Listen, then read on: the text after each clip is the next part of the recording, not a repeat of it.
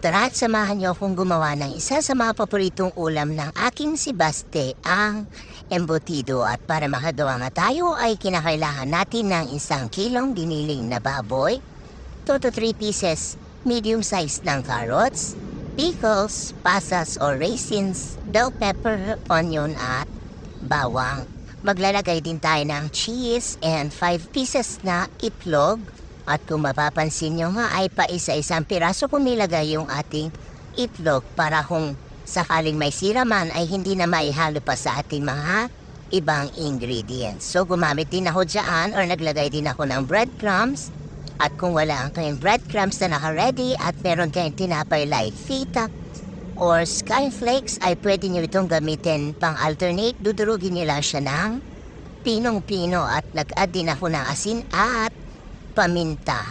At pagkatapos nga natin mapagsama-sama lahat ng ingredients ay imimekos-mekos natin ito hanggang sa maging well combined na lahat yung mga ingredients. So, after nyan ay pupunta tayo sa pinakamahirap na part. Yun yung pagbabalot. So, at sa ating pagbabalot ay kailangan natin ng butter or margarine na ipapahid natin sa foil para hindi tumikit yung ating ginawang embutido. Sa ating unang video ay naglagay tayo ng palaman which is hotdog.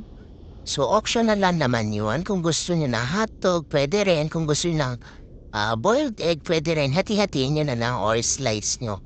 Or kung hindi naman gusto nyo talaga healthy, edi pure lang, diba?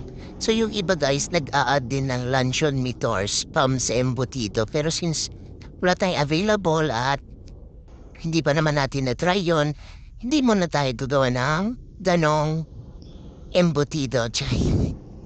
So ayan, paulit-ulit lang. So kung nakikita nyo, yung iba kong gawa, wala na talagang palaman. Pure na yung gawa lang na embutido. So after nating mabalot lahat ay i-steam natin yung ating nabalot na embutido sa loob na 1 oras, medium to high heat na apoy. And after nyo ang may steam ay palamigin at ilagay ito sa ref. Actually, yung mga ginagawa kong embutido ay hindi talaga nagtatagal sa amin yan ng 3 days charis. Mabilis maubos. So ayan na yung outcome ng ating embutido.